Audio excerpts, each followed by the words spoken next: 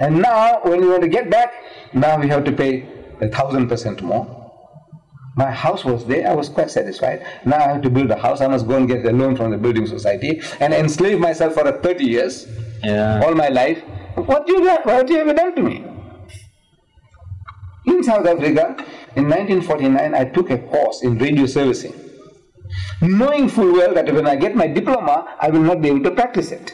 I couldn't become a mechanic, I couldn't become a plumber, I couldn't become an electrician under the law. I'm a black man. Even the garbage trucks were driven by white people. That's also their privilege, to drive a truck, rubbish, garbage. It was a white man's job.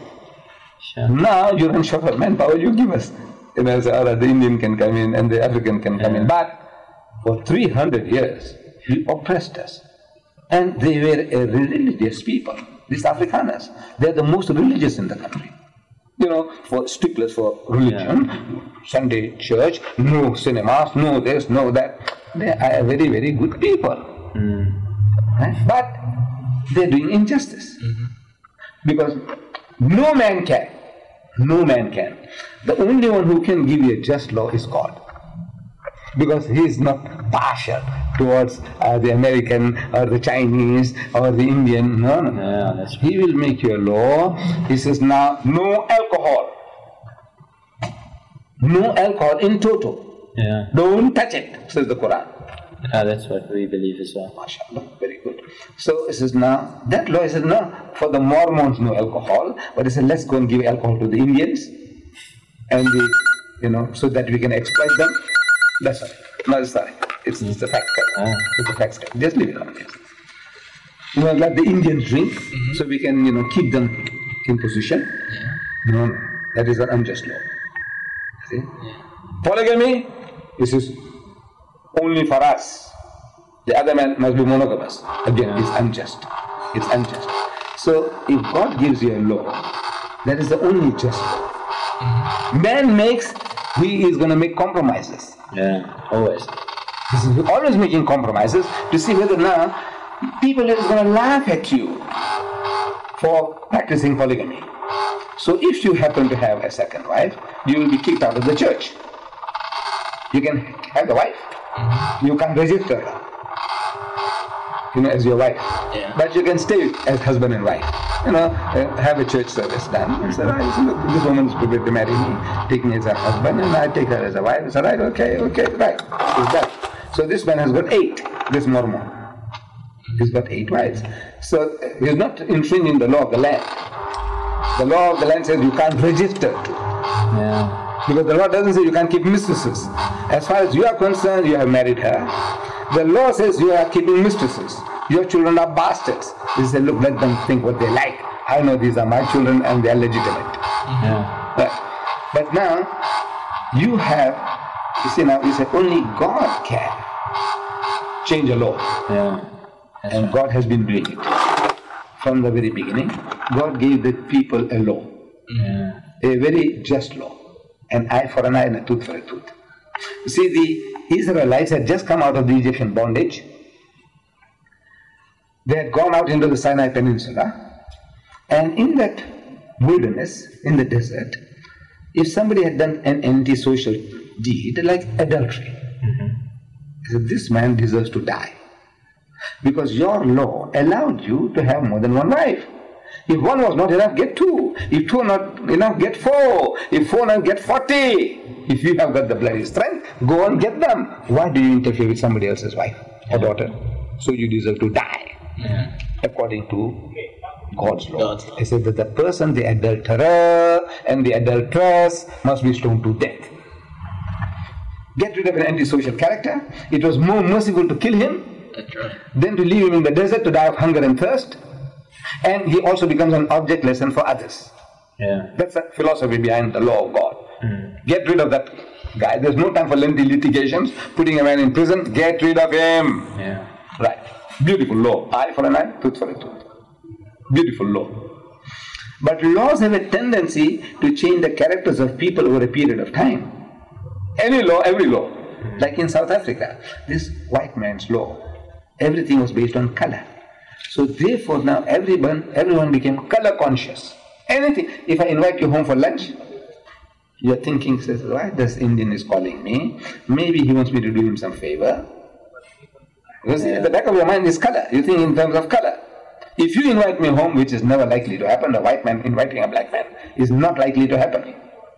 Because in my experience, I've been talking to people, like you young people, and qualified people, and I invite them home for dinner, and they come along and they eat, the white man, and the colored, and the Indian, the other Indians, they come.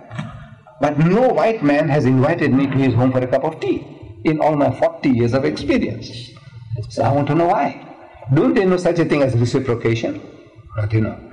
Then how is it that they don't reciprocate towards me? No, it's color consciousness. Yeah. You see, you are living in that elite area. And if you invite me with my family, I come along, and people are watching, they're watering the garden Sunday morning, and they see, well, this guy with a funny headgear, beard, and his wife is, all kinds of our clothing. And says, what is this people doing around here? This is a white area. Then I come and knock at your door, and maybe your wife has also visited the house. She recognizes, oh, Mr. Deedat, come in, and the family, we come inside, we sit down, we start chatting, have a cup of tea.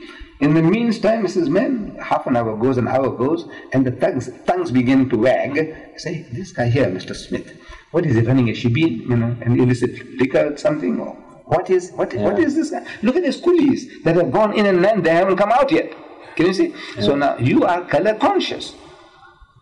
So now if I come along there, everybody wants to know, who is this Indian doing in your house? What is this Indian doing here? Like a red Indian coming to your house in Salt Lake City. A red Indian with those feathers and all. The whole world will want to know what is going on between you and the red Indian. Right? Same thing here. It's color conscious. Everybody is color conscious. The laws made it. Hitlerite Germany, a nation, one of the most cultured nations in Europe, the land of Goethe and Beethoven. That nation incinerated 6 million Jews. Is it possible? I say it's possible. Brainwashing. You keep on saying these are Christ killers, these are parasites, get rid of them. So even the good guys, what can we do, man? The guy deserves it. Yeah. Right? You won't fight back against the government to say, this is not right. You can't kill a man because he is a Jew. If he has committed a crime, punish him for it. Whatever the law of the land says. If the man deserves to be beheaded, behead him. But not because he's a Jew, you are going to incinerate him. Yeah. But now, it's possible. Brainwashing. People get brainwashed. So, over 1300 years between Moses and Jesus, the people got self-programming. Eye for an eye, tooth for a tooth. Eye for an eye, tooth for a tooth. Beautiful law. Doing justice. But now I was trying to chase the birds from the field with that old-fashioned sling, the one that David used. Yeah. And I injured your eye. So you go to the judge, you say, look, this guy blinded me. I want to blind him. So I said, look, brother, I'm sorry, man. I apologize. Please forgive me. I didn't mean it. I was trying to chase the birds from the field. Accidentally, I have injured you. You see, the law says an eye for an eye and a tooth for a tooth. Yeah. But I said, look, I'll give you a kid from the flock. I'll give you a heifer. Forgive me. He says, no, the law says an eye for an eye and a tooth for a tooth. Yeah. You see, you forgot forgiveness. That's true. The law is there. It's just. But it says, now you forgot forgiveness. 1300 years of that law. Eye for an eye, tooth for a tooth. Eye for an eye, tooth for a tooth. So you became like that. Yeah. So Jesus Christ, another spiritual physician among the Jews, he comes along and he says, no, man, you must forgive. He says, how many times, Lord? So he says, 70 times 7. Actually, it's 490.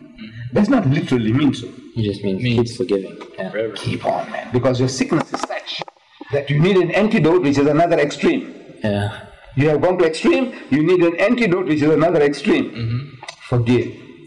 So I don't have to start counting literally. So look, it's 10th time now, Joe. Now look, this is the 50th time now, Joe. Look, it's 400 times now, Joe. It's 450 now. No. Forgive. This is an antidote. He, as a man of God, he says, the word ye hear are not mine, but the Father which sent me. He had given me a commandment, what I should say and what I should speak. Even as the Father has said unto me, so I speak. Whatever God tells me to do, to tell you, I'm telling you that. So whatever he's speaking is not from himself. Divorce, same. It has been said by them of old time that whosoever puts away his wife